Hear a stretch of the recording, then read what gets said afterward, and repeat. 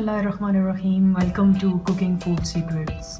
Viewers, आज जो recipe आपसे शेयर करूंगी उसका नाम है नमक पारे। बगैर वक्त ज़ाया किए आइए इन्हें बनाना शुरू करते हैं। सबसे पहले मैंने एक बोल में ले लिया है तकरीबन 2 कप्स के करीब मैदा, जिसे मैंने छान के रख लिया है। इसमें शामिल कर लेते हैं नमक, 1/4 टीस्पून सफ़ेद ज़ीरा साबुत, 1/4 टीस्पून मेल्टेड घी लिया है मैंने यहाँ पर। घी को पिघला लिया है और मैं ये इस्तेमाल कर रही हूँ तकरीबन 1/2 कप के करीब। आप चाहें तो ऑयल भी डाल सकते हैं, लेकिन जो रिज़ल्ट्स हमें घी से मिलते हैं वो ऑयल के नहीं मिलते, इसलिए प्रेफर कीजिएगा जब भी आप नमक पारे बनाएं तो घी का इस्तेमाल करें। अब हमने इस मैदे को अच्छे से मस लेना है।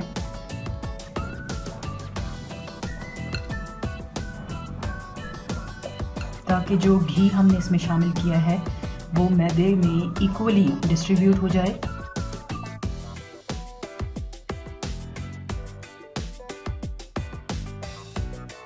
जी व्यूअर्स, मैदे को मैंने अच्छे से मस लिया है घी के साथ। अब आप देखेंगे अगर मैं इसे हाथ में पकड़ूं तो ये अपनी शक्ल रिटेन कर सकता है। बस ऐसा ही हमें मैदा चाहिए। अब चलते हैं इसे गूंदने की तरफ।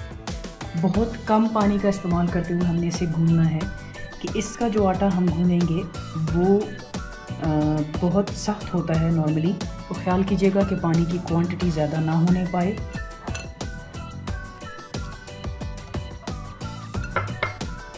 थोड़ा थोड़ा पानी डाल के गूंदते जाएं।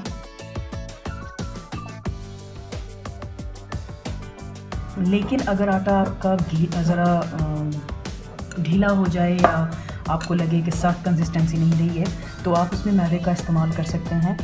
जी व्यूअर्स, आप देख सक रहे होंगे कि आटा मैं किस कदर सख्त गूंद रही हूँ। अभी भी इसे मज़ीद कुछ कतरे पानी में दूँगी, लेकिन पहले इसको गूंदते जाएंगे साथ साथ, ताकि ये साथ साथ डो जो है वो स्मूथ भी होती जाए। जी व्यूअर्स, डो को मैंने कम पानी के साथ गूंद लिया है। अभी इसकी कुछ ये सूरत हाल है, शक्ल इसकी कुछ ऐसे है। इसे मैं सिर्फ 10 मिनट दूंगी सेटल होने के लिए। 10 मिनट के बाद हम इसे दोबारा गूंदेंगे। अच्छे से गूंदने के बाद नेक्स्ट स्टेप की तरफ चलेंगे। जी व्यूअर्स, लगभग 10 से 15 मिनट हुए मैंने जो आटे को कवर करके रख दिया था। अब इसे देख लेते हैं, मज़ीद इसे गूंदेंगे ताकि ये स्मूथ हो जाए।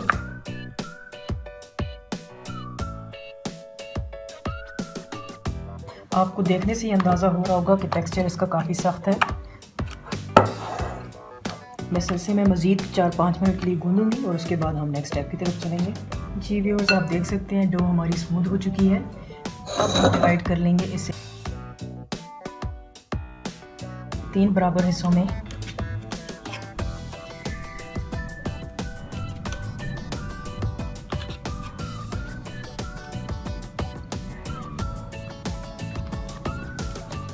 पेड़े बना लेंगे तीनों।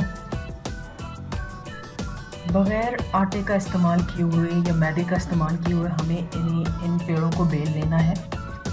पेड़े ना हमने ज़्यादा मोटे बेलने हैं और ना ही बहुत पतली सी लेयर कर लेनी है। बेल लेते हैं इसे।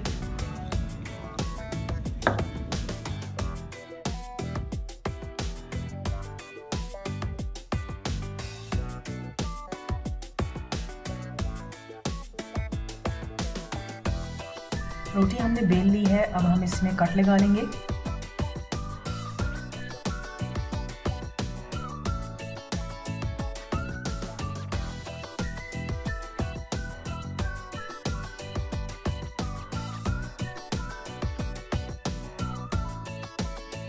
आपने देखा होगा कि हमने रोटी को बेलते हुए किसी किस्म के खुशके का इस्तेमाल नहीं किया या मैदा डस्ट नहीं किया।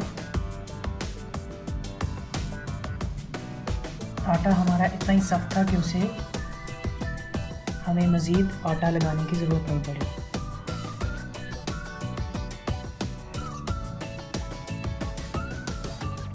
जिस साइज़ के आपको नमक पारे चाहिए हो उतने साइज़ में आप काट लें इसको।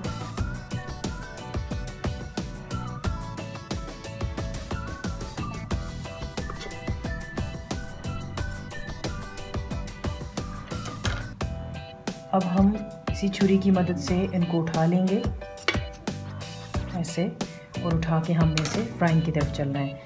मैं इनको उठा के एक प्लेट में रख लेती हूँ, फिर चलते हैं फ्राइंग की तरफ। इसी तरह हम दूसरी 2 रोटियां भी बेल लेंगे और उन्हें भी नमक पारों की शेप में काट के फ्राइंग की तरफ चलेंगे।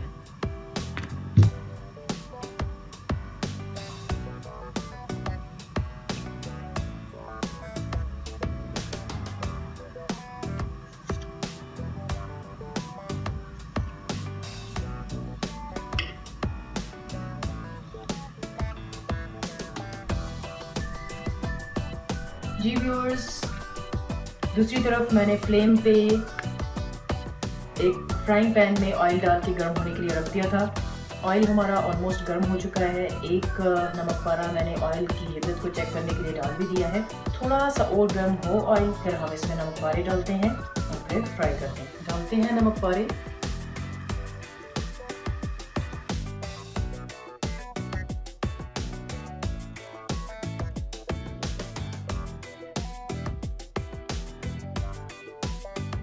नमक पारे डालने के बाद पहले हमने फ्लेम मीडियम पे रखा हुआ था। जैसे ही नमक पारे फूलेंगे, ऊपर आएंगे सरफेस पे, हम फ्लेम को लो टू मीडियम कर लेंगे ताकि ये कच्चे ना हो, मुकम्मल तौर पे फ्राई हो जाए।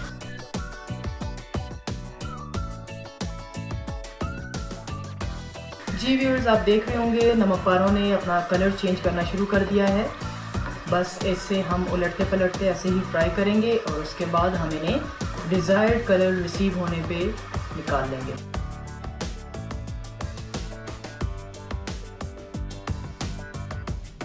जी तो व्यूअर्स, नमक पारे लाइट से गोल्डन हो चुके हैं। बस मैं इससे ज़्यादा इनको फ्राई नहीं करूँगी। आप चाहें डार्क फ्राई करना चाहें तो मज़ीद थोड़ा सी देर इनको फ्राई कर लें।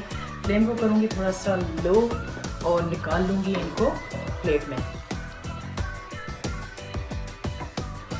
दूसरी बार रिमेनिंग जो हमारे नमक पारे हैं उन्हें भी फ्राई कर लेते हैं। नमक पारे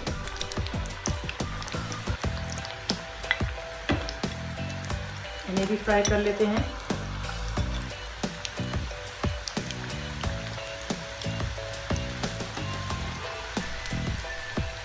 फौरन मूव इसलिए कर रही हूँ कि एक दूसरे के साथ चिपक ना जाएं।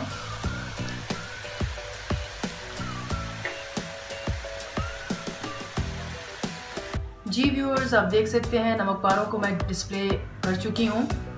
आपको मैं इनका क्रंच दिखाऊं, कितने क्रिस्पी हैं ये।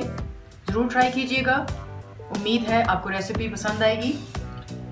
अगर तो आपको रेसिपी पसंद आए तो इसे ज़रूर शेयर कीजिएगा, लाइक कीजिएगा, चैनल को सब्सक्राइब करना ना भूलिएगा और बेल आइकन को प्रेस करना ना भूलिएगा, बिकॉज़ इससे आपको मेरी आने वाली तमाम वीडियो नोटिफिकेशंस रिसीव हो सकेंगी।